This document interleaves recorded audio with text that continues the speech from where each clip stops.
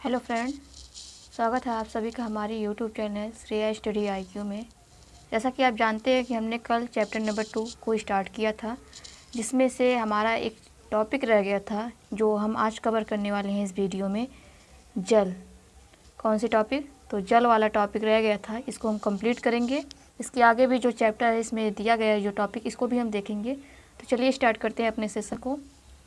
तो सबसे पहले आप जानते होंगे कि जो हमारी पृथ्वी है, पृथ्वी का लगभग 3/4 भाग जो है जल से घिरा हुआ है, यानी कि जल इसमें विद्यमान है। कहाँ पे? पृथ्वी के भूपृष्ठ पर। इस कारण जल की जो अधिकता पाई जाती है पृथ्वी पर, जल की अधिकता पाए जाने के कारण जो हमारी पृथ्वी है यह नीली दिखाई देती है। अगर हम अंतरिक्ष से देखें, चंद्रमा से देखें, तो कुछ इसकी जो आकार है नीला दिखाई देता है। इस कारण इसको हम क्या कहते हैं? जल ग्रह या कहते हैं, या फिर नीला ग्रह कहते हैं। जल की अधिकता होने के कारण इसको हम कहते हैं जल ग्रह, और नीला दिखाई देने के कारण इसको कहते हैं हम नीला ग्रह। ठीक है। लेकिन इस जल का जो आप देखते होंगे, यह जो जल है लगभग 3.5 अरब वर्ष पहले, यानी कि 3.5 अरब वर्ष पहले जो महासागर है, यह धरती के भूपृष्ठ पर जल जो महासागर का प्रारंभ होता है। और यह जो महासागर है लगभग 2/3 भाग जो पृथ्वी के सतह पर 2/3 भाग को ढका हुआ है। और इस जो महासागर का जो जल होता है यह मानव द्वारा तो उपभोग नहीं किया जा सकता, यानी कि कंजम्पशन नहीं किया जा सकता इसका। क्यों? क्योंकि यह खारा है। अत्यधिक खारा होने के कारण इनका उपयोग किसी भी प्रकार की चीज़ों में नहीं किया जा सकता इनमें। और इसके अलावा अगर हम बात करें कि जो अलवण जल है, मतलब कि जो स्वच्छ जल है जिनमें लवणता नहीं पाई जाती है, लगभग 2.7% ही है जो कि हमारे पृथ्वी पे मौजूद है। इसका लगभग 70% जो भाग है, यानी कि जो 2.7% जो भाग है अलवण वाला जल है, ठीक है, जिनमें सॉल्ट की मात्रा नहीं पाई जाती है। और इनमें से अगर हम 70% को निकाल दें तो यह 70% कहाँ पे विद्यमान है? तो यह जो बर्फ़ के रूप में, चादरों के रूप में हिमानियों यानी कि पर्वतों की चोटियों पर बर्फ़ के रूप में मौजूद है। जैसे कि अंटार्कटिका आपने देखा होगा कि बर्फ़ की सतह के रूप में वह पूरा ढका हुआ है। ग्रीनलैंड और पर्वतीय प्रदेशों में जो कि पाया जाता है, इसको आप देख सकते हैं एग्जाम्पल के रूप में। उसके बाद बात करते हैं हम, और जो अलवण जल है, यानी कि जो मानव द्वारा उपयोग किया जाता है, उसका उपभोग किया जाता है, तो वह केवल 1% है। कितना? 1% है केवल, जो कि मानव के अपने आवश्यकताओं की पूर्ति करता है, पशुपालन के लिए करता है, एग्रीकल्चर के लिए करता है। तो ये जल कहाँ पे उपस्थित है? आप देख सकते हैं कि भौम जल, यानी कि पृथ्वी के नीचे जल जो उपस्थित है उसको भौम जल बोलते हैं। और नदियों में जो जल प्रवाहित हो रहा है, झीलों में पृष्ठीय जल के रूप में है। उसके बाद आप देख सकते हैं वायुमंडल में जलवाष्प के रूप में पाया जाता है। ठीक है। तो यहाँ पे एक फैक्ट दिया है कि जब जो टपकता हुआ, जैसे कि आप देखते होंगे टोटी से अगर टपकता हुआ पानी गिरता हुआ देख रहे हैं, अगर इसको 1 वर्ष में इसको अगर किसी पात्र में इकट्ठा किया जाए, लगभग 1200 लीटर जो जल व्यर्थ होता है, यानी कि नीचे गिर के टपक के नीचे गिरता, अगर इसको इकट्ठा किया जाए लगभग 1200 लीटर जो जल है इसको बचाया जा सकता है। तो इसको इस प्रकार आप समझ सकते हैं। उसके बाद हम आगे बढ़ते हैं।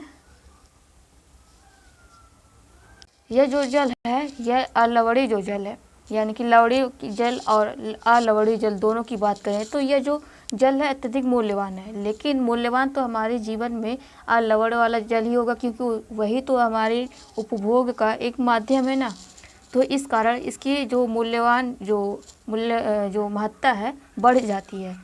और ये जो जल है ये ना तो बढ़ाया जा सकता है इसको, ना तो घटाया जा सकता है। तो यह जो इसका जो जल है इसका स्वरूप परिवर्तित होता रहता है। कभी जैसे कि आप मान लेते हैं कोई जल का स्रोत है, यहाँ से जल जो अत्यधिक ताप को पाया सूर्य के प्रकाश से, या गर्म हुआ, गर्म होने के कारण यह जलवाष्प में परिवर्तित हुआ, ऊपर उठने के बाद संघनित होकर बादलों का निर्माण करता है। ठीक है। बादलों का निर्माण करता है तो यह वर्षा होती है। वर्षा होने के कारण किसी फिर से स्रोत में जाके इकट्ठा होता है, गड्ढों में, तालाब, नदियों, सागरों में जाके जाता है। और उसके बाद वह पुनः जो सागर में जहाँ महासागर में पहुँचता है, फिर से जलवाष्प बनता है। इस तरह से इसका चक्र चलता रहता है, तो इसको हम बोलते हैं जल चक्र।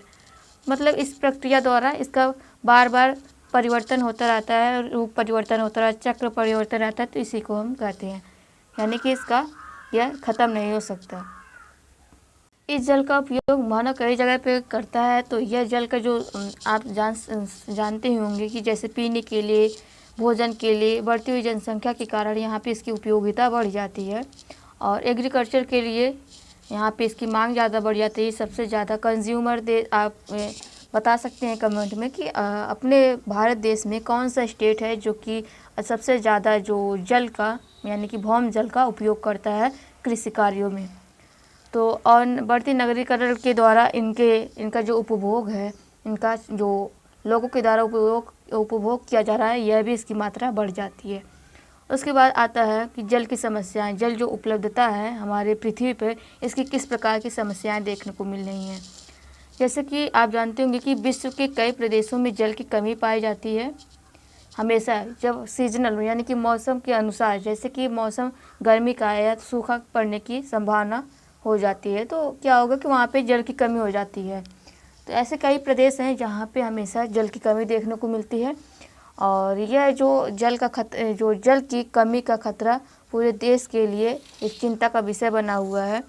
और जैसे कि अधिकांश आप देखते हैं कि अधिकांश भाग, जैसे कि अफ्रीका वाला क्षेत्र हो गया, पश्चिम एशिया वाला क्षेत्र हो गया, दक्षिण एशिया, पश्चिम संयुक्त राज्य अमेरिका वाला जो भाग है, और उत्तर पश्चिम मैक्सिको, आप इसको मैप में देखिएगा, दक्षिण अमेरिका और संपूर्ण ऑस्ट्रेलिया वाला जो क्षेत्र है, अलावड़ी जल की आपूर्ति की कमी का सामना कर रहा है। अलावड़ी जल का मतलब कि जो पीने लायक जो जल है उसकी वहाँ पे कमी पाई जाती है।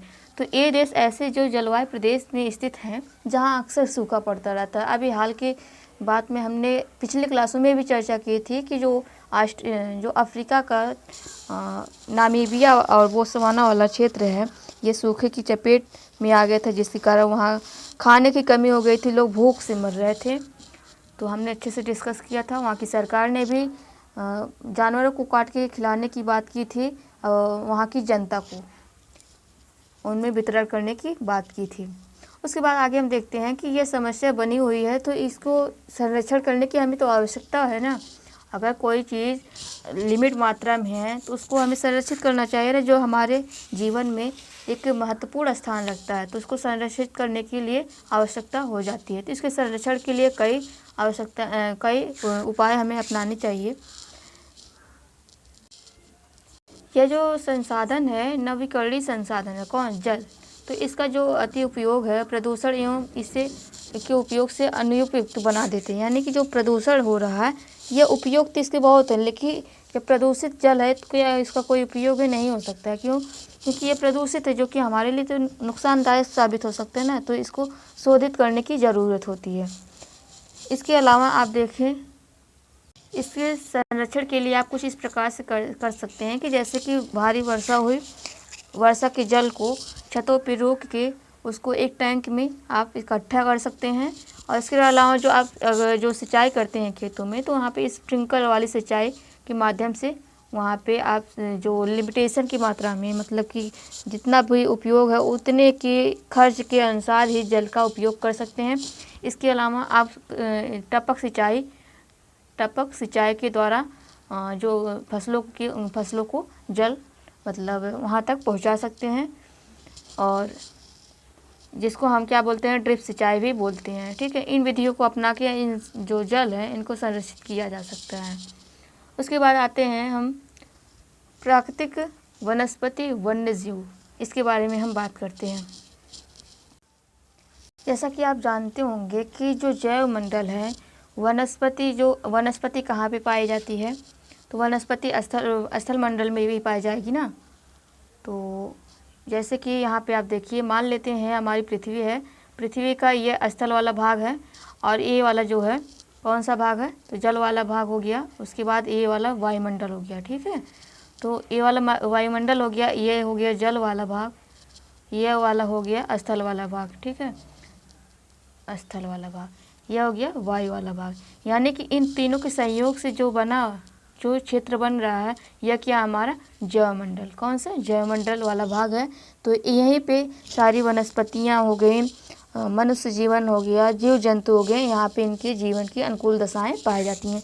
क्योंकि स्थल के बिना तो कोई भी जीव जंतु अस्थायी नहीं रह सकता। मतलब कि वह जो जीव जंतु है या फिर मनुष्य है वह स्थल पे तो ही निवास करता है। अगर वायुमंडल ना रहे फिर भी मनुष्य जीवित नहीं रख सकता, जीव जंतु नहीं पाए जा सकते। क्योंकि वायुमंडल में ही जो हम डेली मतलब हर पल अपने ऑक्सीजन को ग्रहण करते हैं, यह जो ऑक्सीजन है वायुमंडल में ही उपस्थित है। अगर वायुमंडल ना रहे तो मानव जीवन या फिर जीव जंतु इनके जीवन की जो संभावनाएं हैं यहाँ पे नहीं पाई जा सकती। इस कारण इसके जो संयोग से बना हुआ जयमंडल है और इसी में आप देख सकते हैं कि हर एक प्रकार के जीव जंतु और वनस्पतियाँ इसी मंडल में पाई जाती हैं। उसके बाद आगे बढ़ते हैं। सभी जो जीवित जातियाँ होती हैं एक दूसरे से परस्पर संबंधित रहती हैं, यानी कि एक दूसरे पर निर्भर रहती हैं। तो ये जो क्षेत्र बनता है, जो तंत्र बनता है, इसको कहते हैं पारितंत्र। वह वाला स्थान जहाँ पे एक दूसरे से परस्पर एक प्रजाति दूसरी प्रजाति या फिर एक जाति जीव दूसरे जीव से जो अंतःक्रिया परस्पर क्रिया करते हैं, वह क्या होता है, वह वाला स्थान पारितंत्र के नाम से जाना जाता है।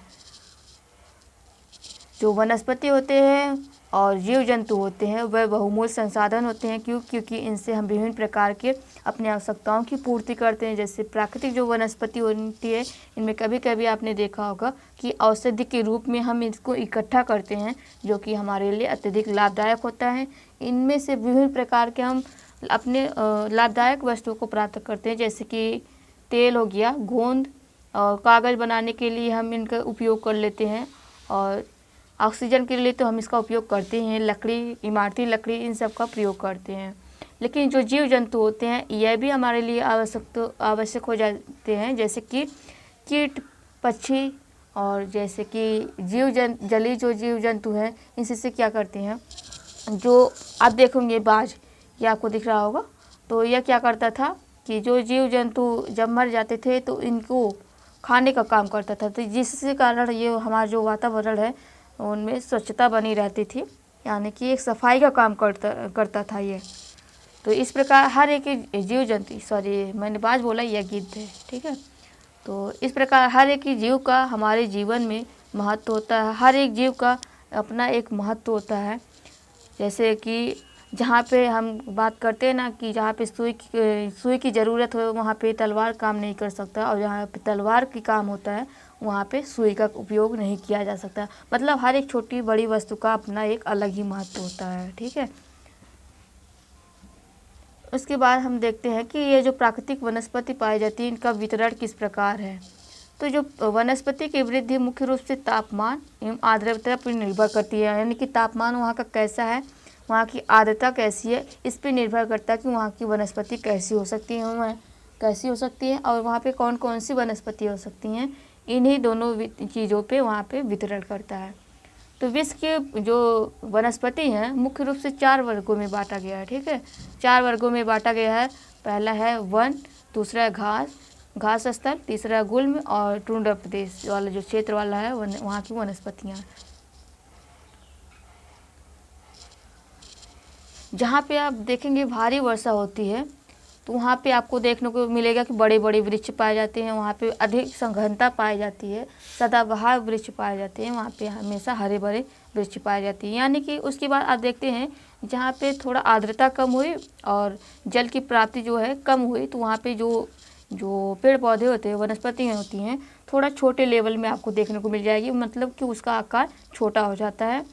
और उसके बाद आप धीरे धीरे और नीचे की तरफ जाएंगे, मतलब कि और आर्द्रता कम हुई, तापमान कम हुआ, तो वहाँ पे देखने को मिलेगा तापमान उतना ही रहेगा, और जो आर्द्रता है और वर्षा की मात्रा है वहाँ पे अगर कमी हो जाती है तो आपको देखने को मिलेगा वहाँ पे पेड़ पौधे की जो कमी पाई जाएगी, मतलब कि बहुत कम मात्रा में पाए जाएंगे, और घास का जो क्षेत्र है मतलब घास अधिक पाए जाते हैं। और इसके बाद आप देखेंगे कि अगर हम रेगिस्तानी वाले क्षेत्रों की बात करें तो वहाँ पे तापमान तो अधिक है लेकिन वहाँ पे वर्षा कम पाई जाती है। तो वर्षा कम पाई जाती है और जल की कमी होने के कारण यहाँ पे क्या होता है कि बड़े बड़े वृक्ष और पत्तीदार वाले वृक्ष ना पाकर वहाँ पे कटीले झाड़ियाँ पाई जाती हैं, ठीक है, एवं गुल्म पाए जाते हैं, उगते हैं वहाँ पे। तो क्या करते हैं यहाँ पे जो कटीली झाड़ियाँ होती हैं इनमें पत्तियाँ नाम मात्र होती है, बहुत छोटी छोटी, जो कि जो जो जल होता है ये कम अवशोषित करती हैं। इस प्रकार वह अपने जीव को मतलब अपने जीवन को चलाती हैं। कौन? अपनी वहाँ की वनस्पतियाँ। उसके बाद हम आगे देखते हैं।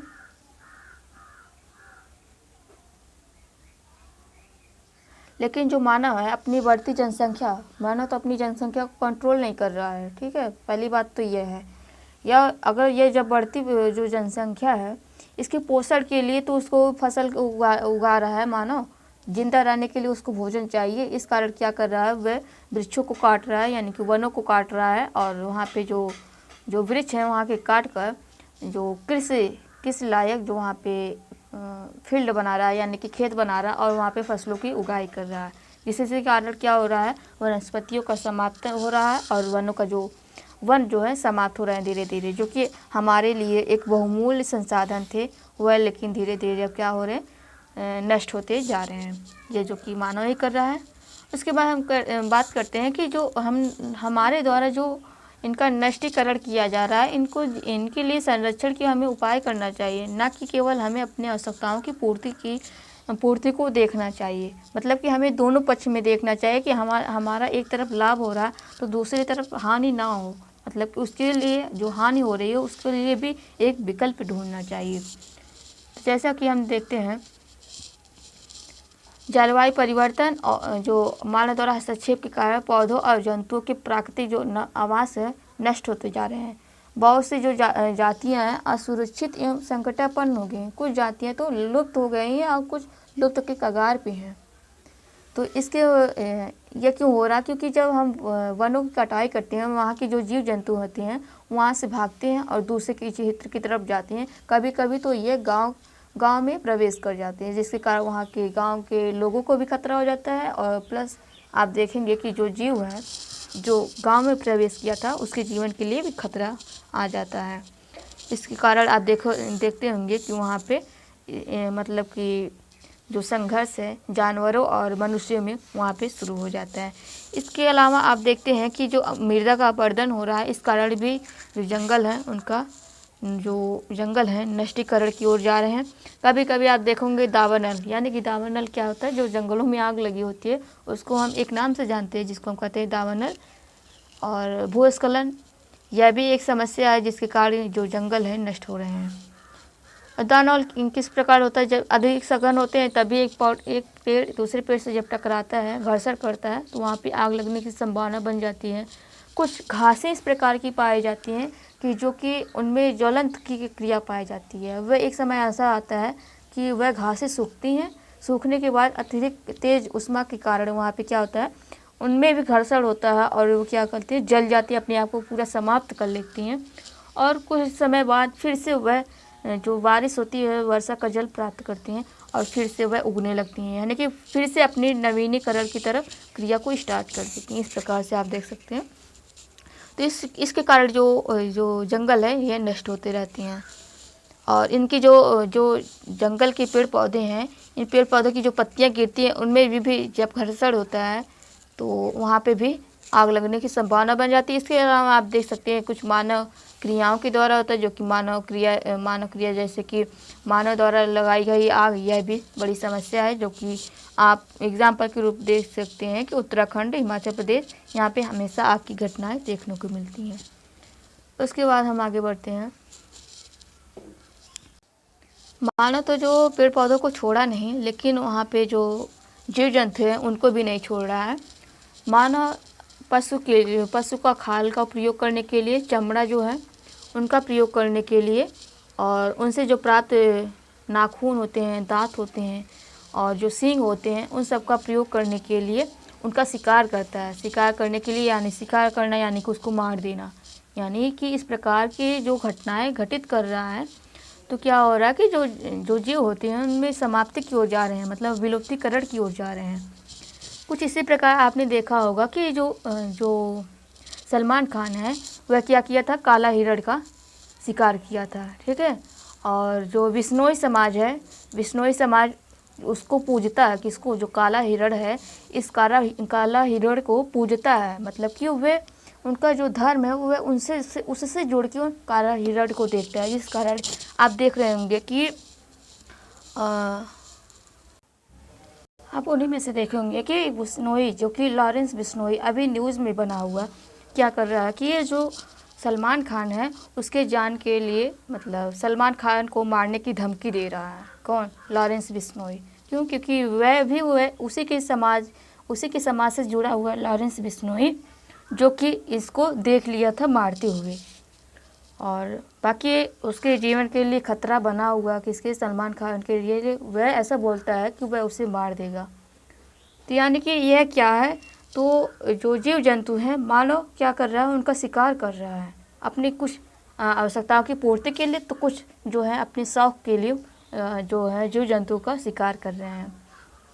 इस प्रकार आप देखिए आगे, जो कुछ जीव जंतु जैसे चीता, शेर, हाथी, ब्लैक बक, मगरमच्छ, दरियाई घोड़ा, हिम तेंदुआ, शुतुरमुर्ग, मोर, इन सब का संरक्षण को बढ़ा के सरकार उनकी जागरूकता मतलब बढ़ा रही है। अभी एक हाल में एक न्यूज़ में दिखा रहा था कि एक व्यक्ति था जो कि मयूर यानी कि मोर का जो मोर को मारकर उसको रेसिपी यानी कि जो कढ़ी उसका बना के बाकायदा उस पर यूट्यूब पर वीडियो बना के डाला था और वायरल हुआ। उस पर सरकार एक्शन ली, उसको पकड़ी और उसके बाद सरकार उस पर एक्शन लेना शुरू किया। मयूर का सोचिए, जो कि हमारे देश का जो राष्ट्रीय पक्षी है, और इसको संरक्षण दे रही है बाकायदा हमारी गवर्नमेंट, और वह पूरा सोशल मीडिया पे इसको वीडियो बना के मतलब वायरल कर रहा है। सोचिए उसकी हिम्मत।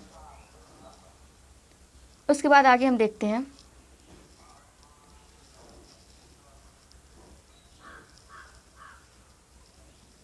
यहाँ पे देखिए जैसे कि बहुत से देश जो पशुओं को मारने, उनके जैसे व्यापार करने के लिए कई प्रकार के जैसे कि जो व्यापार कर रहे हैं उनमें विभिन्न प्रकार के नियम बनाए गए हैं। जैसे भारत में शेरों, चीता और हिरण, भारतीय सारंग, जो मोर, इन सब को मारना अवैध माना जाता है। इनको अगर मारते हैं आप तो क्या करते हैं, सरकार आप पे एक्शन लेना स्टार्ट कर देगी, आपको जेल हो सकती है। इन सब को ध्यान में रखते हुए व्यापार को एक मतलब कि सही बनाने के लिए जैसे कि आप देखते हैं कि एक नियम बनाया गया, जैसे अंतर्राष्ट्रीय स्तर पर जिसको फॉलो किया जाता है, जिसको बोलते हैं CITES, ठीक है, CITES, ठीक है, जिसको हम बोलते हैं the convention on international trade in the endangered species of wild fauna and flora, ठीक है। इसकी स्थापना की गई थी जिससे कि व्यापार को अच्छे से किया जा सके। मतलब कि जो व्यापार है, कुछ जीव जंतु हैं जो कि अत्यधिक खतरे में पाए जाते हैं, उनके व्यापार में रोक लगाई जा सकती है। मतलब लीगल ट्रेड, अगर इसको मतलब कि जो कि कोई भी देश है अगर कुछ और बता के किसी जो जीव जंतु है वो किसी देश से अपने देश में मंगाता और फिर उसके बाद उसके साथ दुर्व्यवहार करता है, तो इस पर सरकार एक्शन ले सकती है। इनकी स्थापना की गई थी और उसके बाद जिसने प्राणियों और पक्षियों की अनेक जातियों की सूची तैयार की है। सभी प्राणियों के व्यापार करने पे प्रतिबंध लगाया गया है, ठीक है। और उसके बाद हम देखते हैं आगे,